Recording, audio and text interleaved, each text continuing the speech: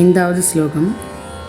பவத் பக்தி ஸ்பீதா பவது மம சைவ பிரசமயேத் அசேஷ க்லேஷௌகம் ந கலு ஹ்ருதி சந்தேக கணிகா ஜாதேத் ந சேத் வியாசஸ்யோக்திகி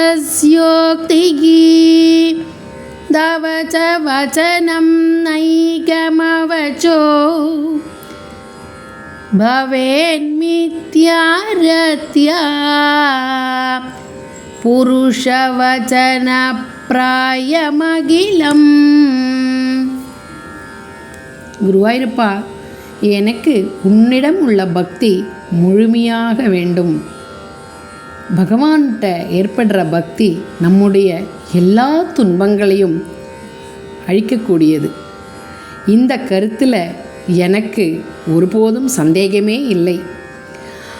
அப்படி உன் மீது செலுத்துகிற பக்தி துன்பத்தை போக்காது அப்படின்னு சொன்னால், வேதங்களில் வியாசர் சொல்கிறது, நீ அர்ஜுனனுக்கு உபதேசம் பண்ணது, உத்தவருக்கு உபதேசம் பண்ணது எல்லாமே நம்ம தினம் எவ்வளோ மனுஷால தெருவில் பார்த்துட்டுருக்கோம்.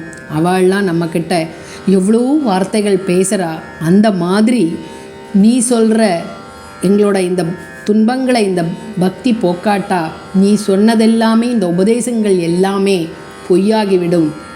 அதனால் உன்மேலே ஏற்படுற பக்தி எப்போதுமே துன்பத்தை போக்க வல்லது அப்படி சொல்லிட்டு பட்டத்திரி அதில் உறுதியாக சொல்கிறார்.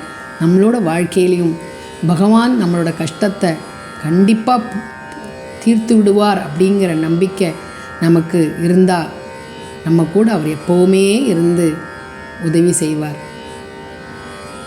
இதுதான் இந்த ஸ்லோகத்துக்கான அர்த்தம்.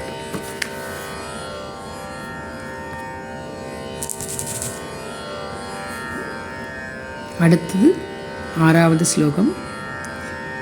பவத் பக்தி ஸ்தாவத் பிரமுக மதுரா த்வத் குணரசத் கிமப்யாரூடா சேத் அகில பரிதாப பிரசமனி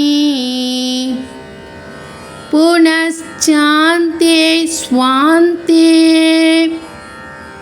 விமல பரிபோதோதய நிலன் மகானந்தாத்வைதம்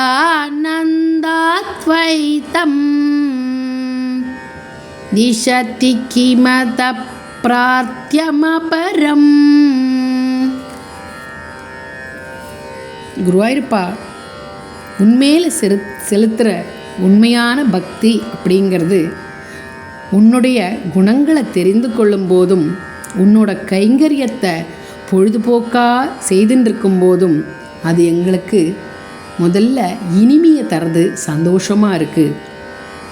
இது மாதிரி தினம் நாங்கள் மேலே செலுத்துகிற பக்தி கொஞ்சம் கொஞ்சமாக வளர்ந்து எங்களுக்கு ஏற்படும் கஷ்டங்கள் எல்லாம் தாங்கிறதுக்கு வலிமையை தருது. அப்புறம் அந்த பக்தி மேலே வளர்ந்து மனதில் ஞானம் ஏற்பட்டு